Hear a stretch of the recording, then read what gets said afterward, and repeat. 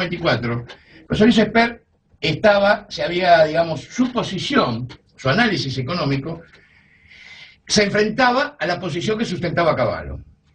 No solo en la convertibilidad, sino que cuestionaba un montón de cosas de la economía. Estamos hablando años 94, plena convertibilidad, vivíamos la panacea de la convertibilidad, DM2 en el exterior, créditos a baja tasa. Estábamos frente a la reelección del 95. Imagínense un economista que en ese momento planteaba que la convertibilidad estaba acabada, que ya no sustentaba, y explicaba por qué. Primero, que yo estaba muy entusiasmado con ese gobierno y con la convertibilidad específicamente. Digo, ¿y quién le paga? La segunda vez que lo escuché, me pareció muy razonable cómo razonaba los fundamentos, porque hablaba. Y al final se dio exactamente lo que él había anunciado. A partir de ese momento lo empecé a seguir, sus análisis y demás. Y en Twitter hice un contacto con Twitter y muy amablemente, esto, como digo yo, es un granito de arena, pero en la parte de medios de la República también es un granito de arena. Es decir, que se avenga a salir al programa y la requisitoria, yo le digo, cuando yo lo necesite, si está disponible, va a salir. Realmente habla muy, muy bien de la persona de José Luis Esper, y me hago cargo, por supuesto, me hago cargo de lo que digo. Y sus análisis, como él dijo en el 2004, cuando anunciaba, realmente se lo acusaba de cualquier cosa. También dijo que los analistas en economía ven ahora el tema del fabuloso déficit que estamos transitando, que se está armando para este año, cuando José Luis Esper el año pasado ya lo había anunciado, la que venía, y nunca dijo una hecatombe, nunca dijo que saltaba la economía por el aire.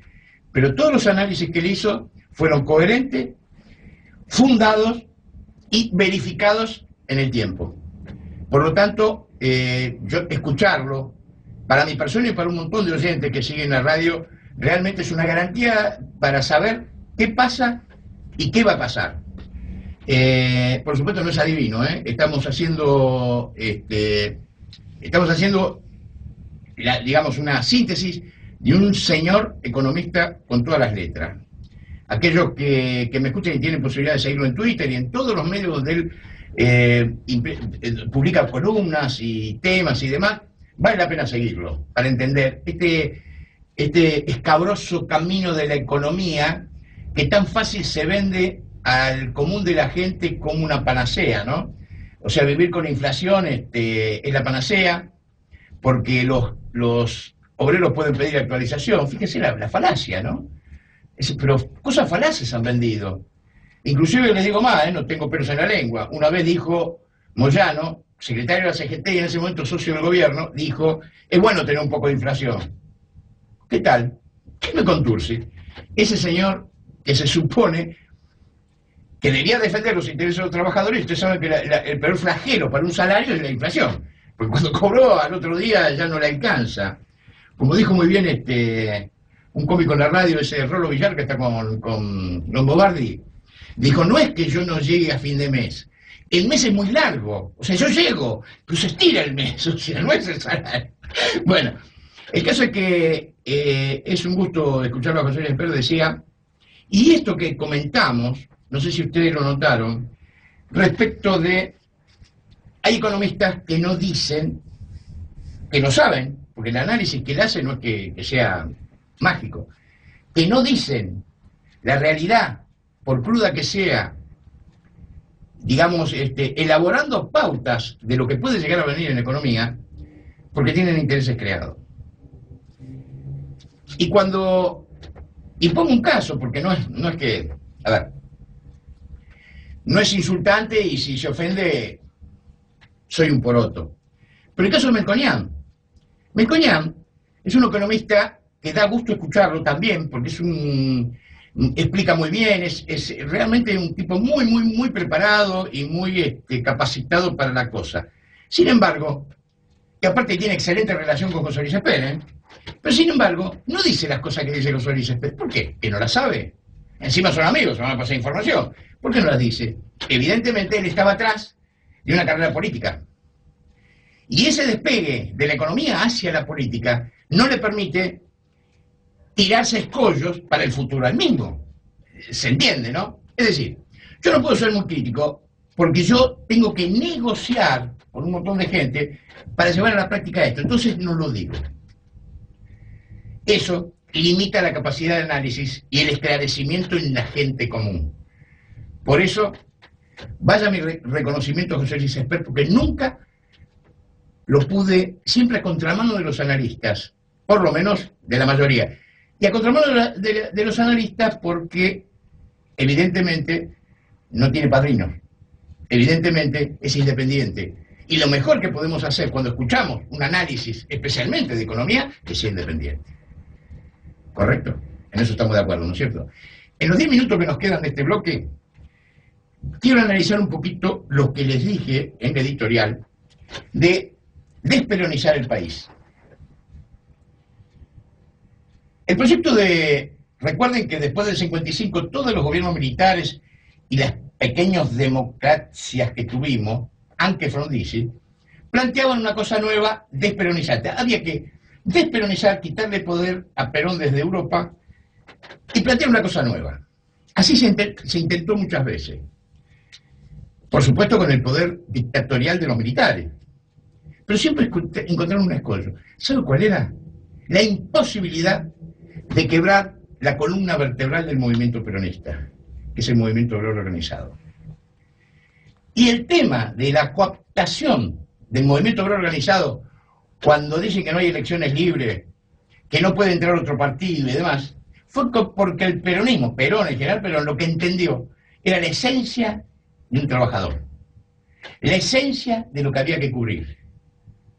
Y el movimiento obrero organizado en todas las luchas, y que otra vez lo voy a aclarar y ojalá que se me entienda bien, el movimiento obrero organizado son los sindicatos, con el 80% de la masa laboral de la República Argentina en esas afiliaciones. Ese es el movimiento obrero organizado. No es la actitud de Moyano o de cualquier dirigente. El dirigente puede tener cualquier actitud. Y el ejemplo claro fue cuando estaba negociando Caló con el gobierno, metió un paro de 24 horas. Y que Caló quería hacer un paro si estaba negociando con el gobierno para acercarse. Esos fueron los cuerpos orgánicos. Porque el dirigente gremial, a diferencia del político, el político puede burocratizarse todo lo que quiera. Pero el dirigente gremial no. En la organización gremial. Él, personalmente, puede hacer lo que quiera. Pero cuando tocó los intereses de los trabajadores, ese es el techo. Le pasó a Caló. Y le pasa a infinidad de organizaciones gremiales, la UTA, con el paro de los micros de larga distancia. Eso es lo que en general no se entiende cuando se habla de desperonizar el país.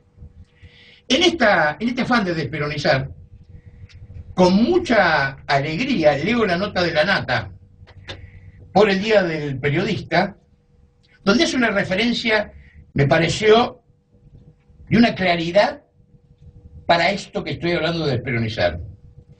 Dice que aquella referencia de la Presidente con Mariano Moreno al crear la Gaceta y que Mariano Moreno respondía a los intereses de la primera junta que era revolucionaria y que estaba condicionado y escrita por Mariano Moreno, integrante de esa revolución, y que no admitía oposición. Dijo Cristina, y algunos opositores se quejan porque hay medios oficialistas. Es una mezcolanza que no tiene ningún sentido. Y en este caso, el análisis que hace La Nata es correcto.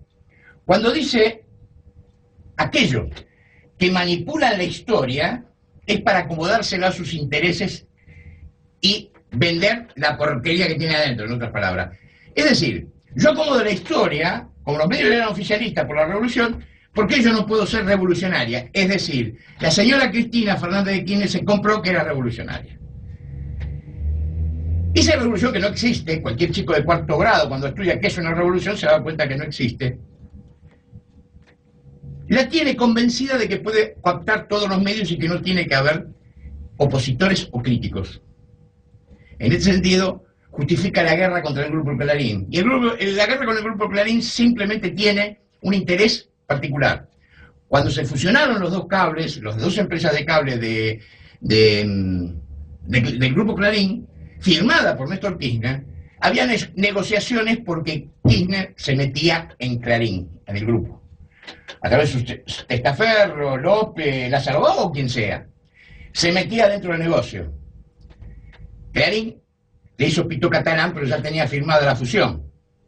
Ahí empieza la guerra. No es por otra cosa. Como fue YPF, con Repsol por las acciones, como fue Sicone, por el delito de coaptar la esencia y los contratos únicos en el país de imprimir billetes. Es decir, la ley de medios para ese combate, o sea, todo es mafioso, todo lo que se trata es mafioso. Entonces, la Nata, con muy buen criterio, dice el acomodarse la historia a su preferencia. Y dice la Nata, se olvidan de que el contexto histórico es otro. Como muy bien dijo un periodista, y si el contexto histórico dice que se degollaba, y estamos en la revolución porque era una revolución y se degollaba en nombre de la revolución, ¿salimos a degollar? Es decir, el contexto histórico es totalmente distinto al de hoy. Es el siglo XIX. Hay que leer qué pasaba en Europa, qué se estaba jugando en Argentina, qué había pasado en España. Es decir, evidentemente acomodarse la historia para uno, tomar los hechos históricos en forma, digamos, abstraerlos del contexto, es manipular la historia. El señor Lanata, con esto de manipular la historia, y en el tema de medios, asocia la actitud del gobierno que se dice peronista, y yo les puedo garantizar, doy el debate a cualquiera, es lo más antiperonista que tuvimos en el país. ¿Saben por qué? Porque las dictaduras eran frontales. Estos son subrepticios. Estos van a la manija, a la esencia y a la cultura. Son mucho más peligrosos, en aras del peronismo. Nada tiene que ver con el peronismo, y si quieren alguna vez, me comprometo a dar una conferencia donde quieran, y el debate con quien quiera. Entonces, ¿cómo hacen? La Nata con esa claridad. Termina esa nota, y por favor léala. Termina esa nota hablando de la similitud del modelo que toma este gobierno con Perón del 45, cuando se cooptó los medios de prensa como una necesidad de una revolución. Yo le diría tantas cosas al señor Lanata, porque él no dice que en realidad ataca al peronismo, pero subyace en su nota la igualdad de actitud y me la saca de contexto, confunde. Pero está dentro de un plan que no está orquestado, un plan que lleva a todo aquel que quiera hacer una propuesta política o una cosa diferente del bipartidismo, justicialismo, radicalismo, a desperonizar, a sacar de la cabeza el peronismo. Y yo,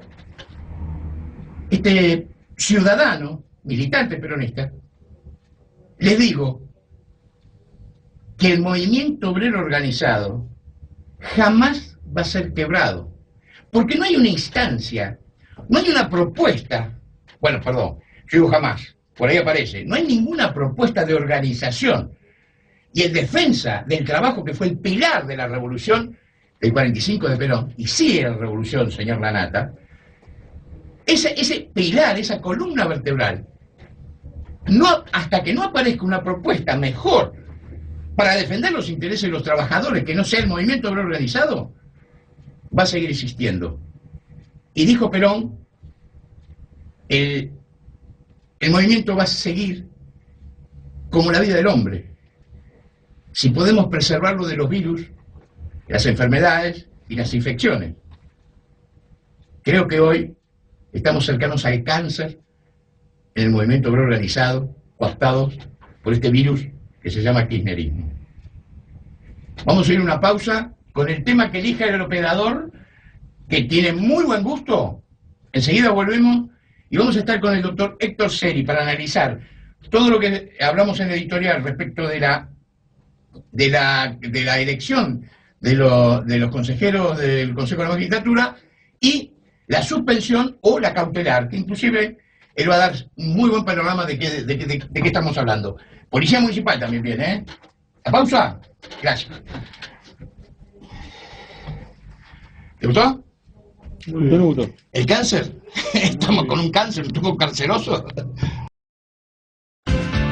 Nos queman las palabras, nos silencian y la voz de la gente se oirá siempre. Inútil es matar, la muerte prueba que la vida existe.